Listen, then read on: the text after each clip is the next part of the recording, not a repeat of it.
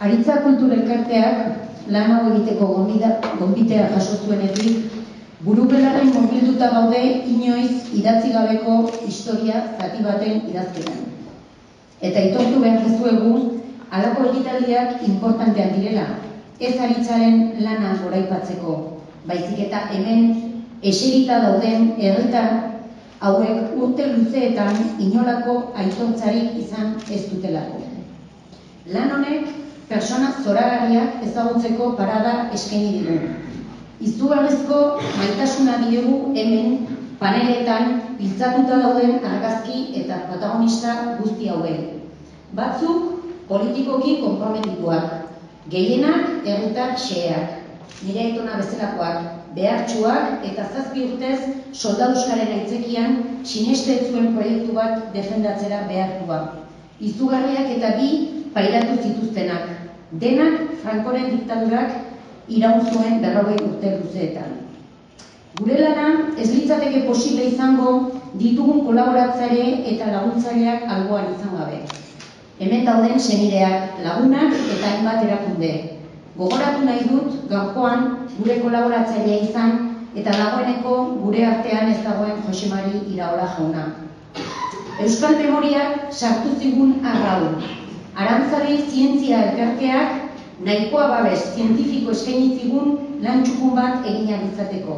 Eta udalak eta foru aldundiak lagundu gaituzte baliabideekin.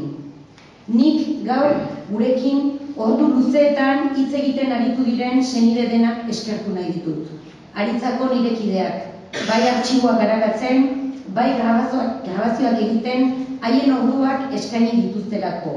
Baita ere idazketatik haratago hau posible egin duten denak. Gaur askoz gehiago dakigu atzo baino.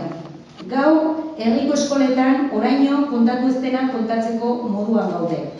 Baina importantegoa da, askoz gehiago jakiteko gogoa daukagu. Eta lanean jarraitzeko prest gaude. Eta horretarako zue guztion laguntza behar dugu. Jakiteko edarrez gaude. Persona hauek erregimen politiko bidegabe baten ankerkeria izugarria pairatu zutelako. Eskerrik asko denei. Erakusketa honetarako prestatu ditugun edukiak lagin bat baino ez dira. Etorkizunerako beste proiektu batzuk buruan ditugu. Eta zuekin elkarlanean lanean jarraitzeko prest gaude. Berriro ez errepikatzeko berbe bakarra, memoriaren eta egiaren berreskuratzetik hasten dela ziur gaude. Eraiki dezagun benetako bakea, min guztien aitortzatik, erreparaziotik eta berriro ez gertatzeko konpromezutik. Hori da gure konpromezua eta udal gobernu honen konpromezua. Eskerrik asko.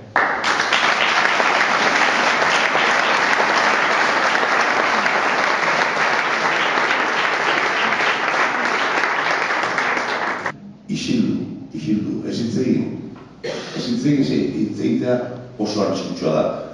Hori esaten, hori ikasi genuen, nik hori bizi izan dut.